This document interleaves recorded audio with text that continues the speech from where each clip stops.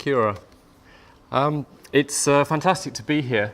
I think just something about what I am and what I'm not. So what I am, I have done a lot of work in measurement frameworks and strategy across government. What I'm not is an education specialist. I've rarely worked in the education sector. I've worked across most sectors of government, but not much on education. So I'm being a bit of a chicken there, so you can't actually attack me because I'm not saying anything about education. I'm talking about all the other sectors. But what I am convinced by is the read across. So I've developed measurement frameworks for bizarre things like regulatory effectiveness, or I was working with the RAF in the UK, and I said, well, you need to have clear objectives. And the guy looked at me and said, how about bombs on target? I thought, that's a pretty clear objective. Or working for youth mental health, or working for the security of the 2012 Olympics. So really quite a diverse set, quite a lot of injustice as well. And what I am convinced is that the same principles actually apply. How they apply is up to you understanding your context and actually what works. In government, what I'm talking about here is delivering outcomes through measurement. Outcomes is completely the buzzword across government at the moment and has been increasingly. And that's not just here, but across certainly the countries of the UK, Australia, Canada, which are the main countries that we have networks around that we draw experience on. And measuring outcomes, one of the main reasons for that is the pressure on resources, which you'll all be familiar with. So if you're looking for tightness on resources, where the taxpayers want to have to pay more, then the government is thinking, well, how do we get value from that? And value for money, economy, efficiency, effectiveness, is predominantly, or bang for your buck, putting it simply, is what are you delivering? What is the bang that you are achieving for that buck? So increasingly, the ministers want to know, what are they getting for their money? And the ministers want to know that because of the taxpayers. So the subject of measurement and measurement of outcomes is not going to go away. In fact, it's just getting stronger and stronger. We're finding that in New Zealand. We're finding that with my colleagues in the UK, even more so probably, Australia, Canada, around the world. So this agenda is not going to go away. It's absolutely increasing up the curve. Just to mention, KPMG is very pleased to be able to support this work here. We have our Fueling Prosperity is our, if you like, our strapline, which means really that what we do is really about helping the people of New Zealand, ultimately. The work I do is all in government, so that's fairly straightforward. My colleagues in tax and audit, they have to think through as to actually how does that help to fuel the prosperity of New Zealand. So measuring and managing performance, why? I think it's something about, without it, you're in the dark. With proper measurement of performance, it's about revealing what your performance is. It gives you the eyes and the ears to actually see what's happening. I think it's also about revealing the rocks. So when the tide goes out, you can see where the rocks are, you can see where the problems are. So that's the other aspect of it. But then it's critically about acting. I mean, I think you've been going through strategy and planning work, which is all very well, and it can be quite exciting, and you end up with your sort of glossy document. But does that just stay on the shelf? Does it get used? Does anything happen? Does Jane blogs or Joe blogs on a Monday morning actually do anything different as a result? And that's what we're really trying to do. Why should we be interested in it? Well, I've talked about why in terms of the value for money argument and the government pressure, but actually what gets me out of bed in the morning is because this is actually about helping citizens of New Zealand. So this is about your patients, your job seekers, your pensioners, your witnesses, your victims. We do quite a lot of work around the justice system and for police. So this is really what it's about, and we're all taxpayers as well. So that's why we're doing it. The last piece of work I did before I left the UK was for the security around the 2012 Olympics. And I'm giving this example because it might sound about as far from your world as is possible. The challenge was there was going to be a spend of £700 million on the security, and success was nothing happens. I mean, it's bizarre, really. So you say, how do you develop a measurement framework where success is all quiet, nothing happens? But actually, if you look at the objectives, and these are the objectives that were set by that team. This was a team, a mixture of the police, the security services, the army, the local authorities, a whole mishmash of people. And their objectives were to agree what is broadly inside our influence. And I'll come back to this point. What is it that actually we can be held accountable for? What is broadly inside our sphere of influence? And partly, they were being slightly political there. If stuff happens, is that who's going to point a finger at us? And so they wanted to be clear about the areas they could have a finger pointed at them. Understand and agree what our strategy is. So they come up with a strategy, but do we really understand it? Do we agree with it? Understand current performance, but also likely future performance. And this is an important point. It's not just understanding how we are today, but how we're likely to be tomorrow. What are the early warning signs? To communicate, I think communicating is a key part of this. This isn't just about you understanding performance, but it's about you to be able to communicate up the organization, down the organization, to government, to stakeholders, to parents, to pupils, broadly, and working better as a team. This is very much a team piece. There's a lot talked about performance management, and I think in a sense it comes down to two things, which is the energy in an organization and the extent that energy is focused on your strategic objectives. If I go into a new organization, I'll walk around, talk to different people, and in some organizations, everyone's slumped over their desks, looking bored, half the place is empty, people are, you go to their screens and suddenly they flick from, their Facebook page or something like that. There's no energy, they're really sort of not particularly impressed. Or you might have everyone running around all over the place and knocking you down and people flying out, which I would call the headless chicken type organization.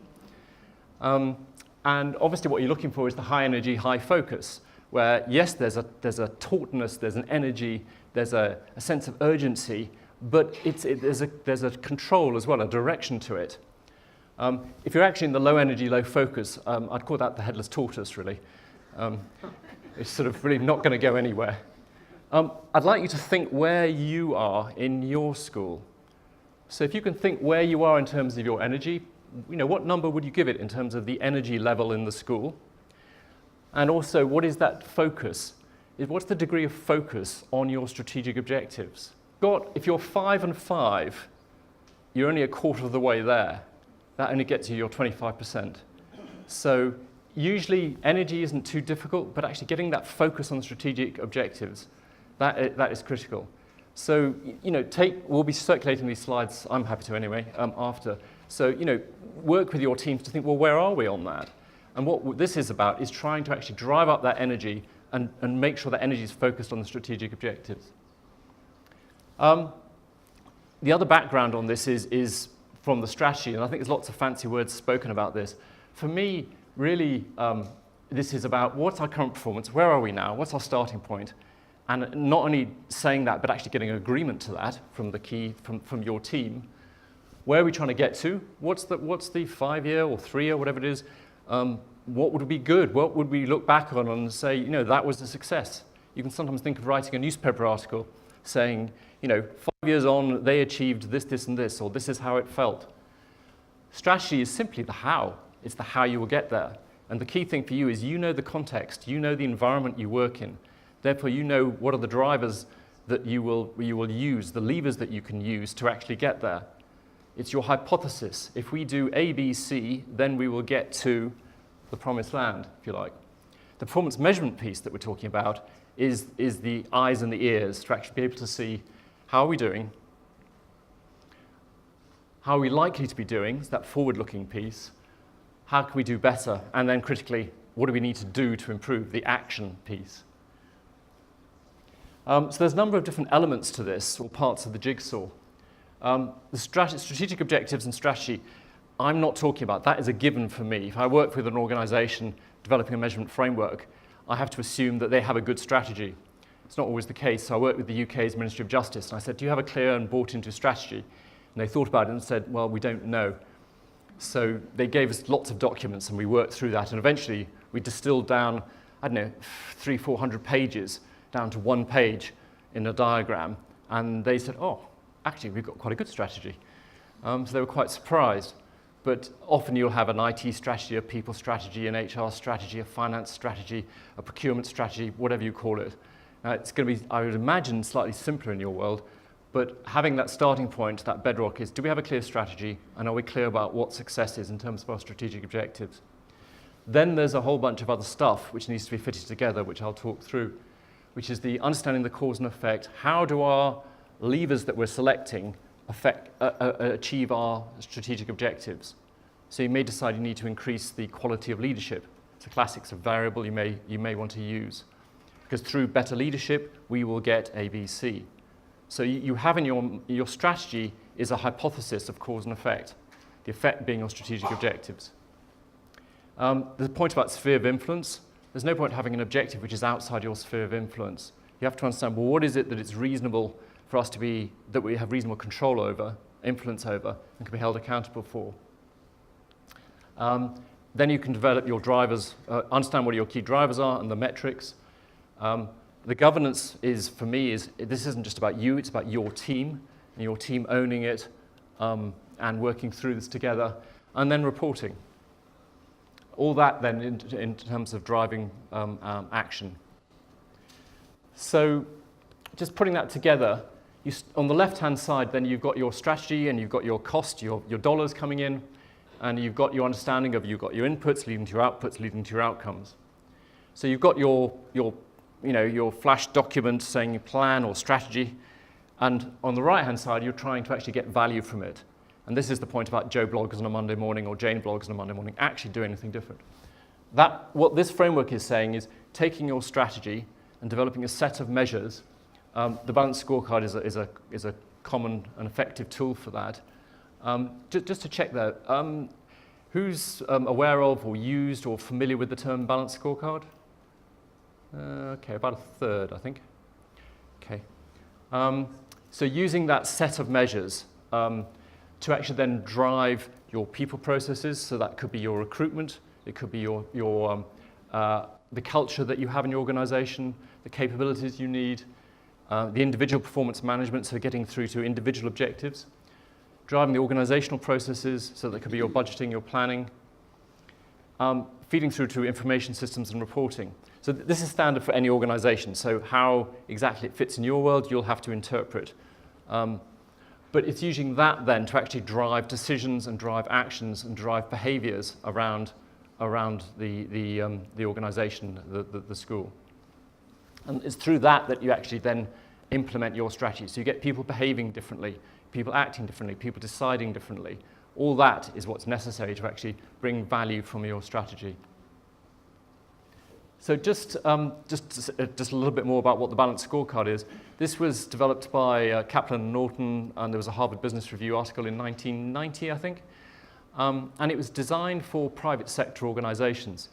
Private sector organizations have to report their financials, their profit, their loss, their shareholder value, all those sort of points, if they're listed, that is. And that's all they did report. But what they weren't reporting is reporting all the leading indicators, the factors that would affect those. So given an example, I worked for Marks & Spencer in the UK in 2000, and they were incredibly successful. They're making £1 billion profit a year, and they were very arrogant, very pleased with themselves. They hated consultants, so I had a fairly rough time there. But you can be arrogant if you make £1 billion profit. That's quite easy, really. But they didn't know they were actually heading straight for a cliff. And they nearly went off the cliff. Their share price collapsed, they nearly got taken over. And I was with finance director Alison Reed at the time, and we were developing a balanced scorecard for them. And what we were developing was the measures that would tell them that the cliff was there. So what they hadn't realized is the staff were, putting it bluntly, all pretty pissed off. They were really fed up. The clothes were changing on the stores 4 times every quarter, whereas the competition next and the other stores were doing it about every month. The skills of their teams weren't right, and the customer satisfaction had been declining. They weren't measuring all those things. If they had, they would have known that they were actually heading towards the cliff.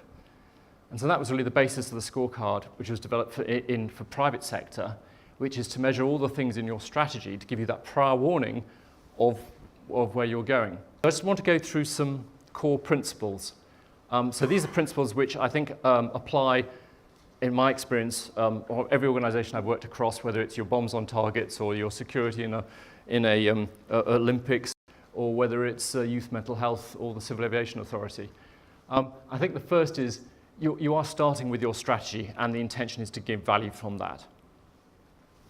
Second, it's about ownership by the team. It's about teamwork. It is about you working with your team to make this happen. It's the rights of governance around it and decision-making bodies. Third, slightly more complicated, it is about understanding the system. I do a lot of work with systems thinking, which is about, particularly partly because I've done a lot of work in the criminal justice system, the keys in the system. The criminal justice system is not a system at all. You've got one silo called the police, and you've got another silo called Ministry of Justice and courts, and you've got another silo called the prisons or corrections. And then at the beginning you've got childhood development and education and feeding into that whole pipeline, that whole system. And then you've got the system of recidivism, people coming out of prison and going back in again. It's a system. It's a complex system, but you can't bring about change in that system unless you treat it as such. And I think that's very true of much of what we do. Rather than just looking at a little silo, it's actually thinking, well, what is the system that we're working in? So systems thinking, cause and effect analysis is, for me, is taking your strategy and turning it, understanding those cause and effect relations. The software that we use called Vensim is freely available to educational people on the web. And it helps you to actually take your strategy and understand the cause and effect relations around it. So that's about understanding the system. And the second thing, this whole discussion, I'm going to talk very little about measurement, which might surprise you. Because for me, the key thing is understanding what to measure, not the how. People often come up to me and say, you do a lot of work in this space. Tell me what the best measures are. That's the wrong question. It's working out what to measure, and then being able to focus on the how. If you get the what right, then you're in the right place. Measure what's inside your sphere of influence. So I've talked about that. The police, for example, should they be held accountable for the level of crime? Well, what about what's happening with the economy? What's happening about employment?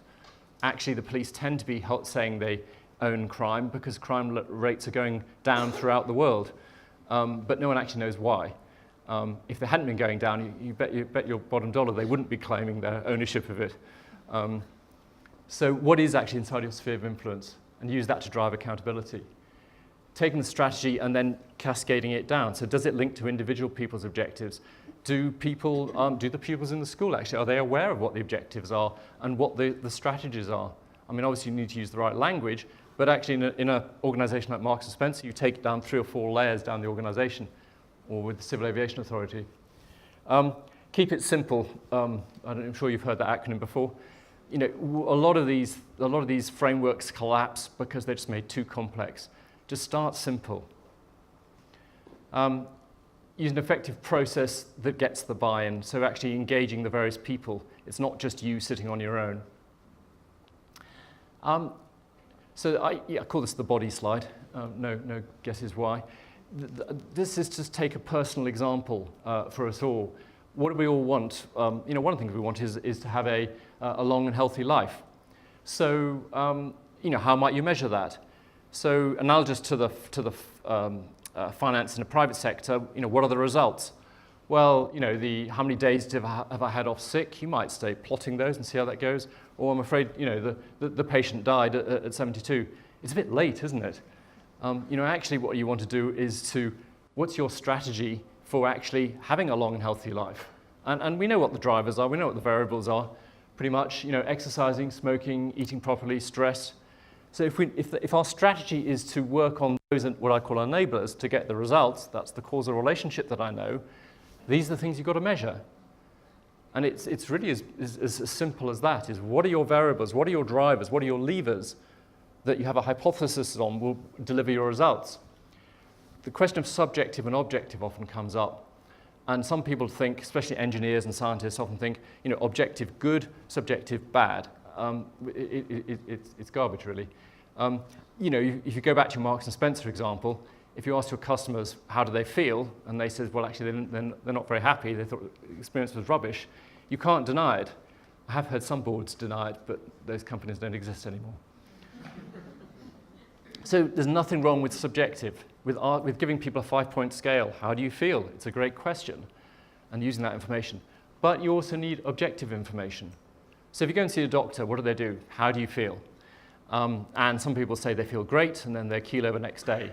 Others have been, say that they're always feeling terrible and all these problems, and they live to 105.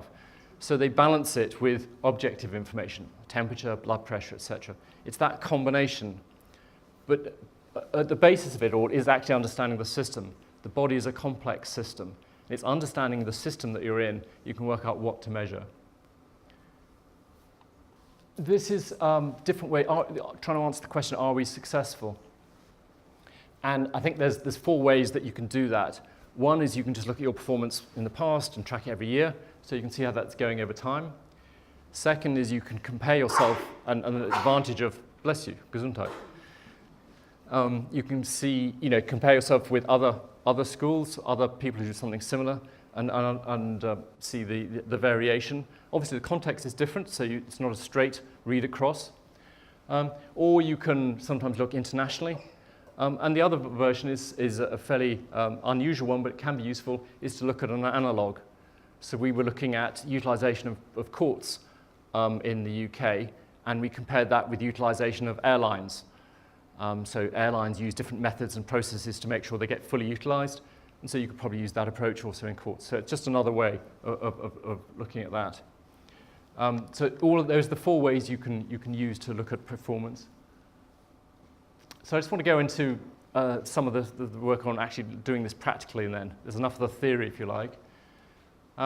So one example of the police here in the UK, in New Zealand, they were tracking every year about whether for road policing, and they're looking at the social cost. So we're taking the number of injuries and the cost to it. And they were saying, yeah, it's going down nicely, so we're doing pretty well, aren't we? But then if you look at how New Zealand stacks up across OECD, it's not great. And actually the death rate on the roads here is about double the UK, much to my surprise. So it was actually bringing them that information. So partly, I think sometimes New Zealand, it is an island in the Pacific, but it can get slightly insular. So it's about breaking out of that and looking at other broader contexts. So this is the example taken from Marks and Spencer of what value is for them, which is it's so much easier in the private sector. Costs, sales, selling margin. You pretty much got it there. Sales, so you've got your basket size and you've got your basket volume. And then you've got drivers further back of customer satisfaction, ease of returning, etc. So we use this. We developed this, was taken from their strategy, and we use this as a basis to work out what to measure. This is an example of a scorecard that we've developed in the last year with the Civil Aviation Authority here. So on the top left is the results. So this is, the domestic and international reputation, safe flight, the things you'd expect to see there. The other boxes then are all from their strategy, the things they need to do to get their processes right, their partners and stakeholders, and customers, and their people information technology. Those are all from their strategy, their drivers that will lead to results. There's no measures here though. The next phase was to work out then how to measure. So just on measurement then, and I think this is where it can sometimes go wrong, you're looking for something which is fit for purpose. You're not looking for perfection. You're not looking for something that statisticians will think, this has a 95% confidence interval and we'll be happy about. This is about enough information to make a management decision. So on the left-hand side, could be just your judgment. And what I do with organizations, and I do it with the Civil Aviation Authority here, and the Ministry of Justice in the UK and others, is once we'd agreed, we gave all the board members and executives 3 cards, a red, amber, green card. And we simply went round the room and said, okay, quality of financial management, red, amber, green. And they all held up the card. And we literally went through all of those. So it took about an hour to have just a judgment as to where we are. And I suggest that's where you start. You just get your teams and just straightforward, just get a judgment on it. So you can do that really quickly. When you, with more time and investment, you can then start moving to the right to actually get proxy measures, or actually to get where there's good data. You can start to actually populate measures. Quality of leadership, for example, might range from judgment, what do we think of the leadership in this school, to actually maybe something more sophisticated, who's attended the leadership training course, still a proxy measure, to actually 360-degree feedback, and there's more investment. So you can develop over time and keep it simple to start with. So in conclusion, agree your strategic objectives, agree how you aim to get there, your strategy. Is it clear? Maybe there's only, keep it simple, maybe there's just 10 things, 10 factors that if you do those, you believe, your team believe, you will achieve your strategic objectives. Measure what counts, rather than count what is easiest to measure. So Marks and Spencer, one of the things they weren't measuring was innovation. They said, oh, it's too difficult. Is it a key part of your strategy? Absolutely. Well, then you have to measure it. It's better to measure it the right thing badly than the wrong thing well. Keep it simple. Make sure it's inside your sphere of influence. Keep it fit for purpose and work as a team. Finally, why are we doing this? So this, for me, is actually about the people who really benefit. This is actually driving value to as we started with, the pupils, or the patients, or the victims, or the people of society. Thank you very much.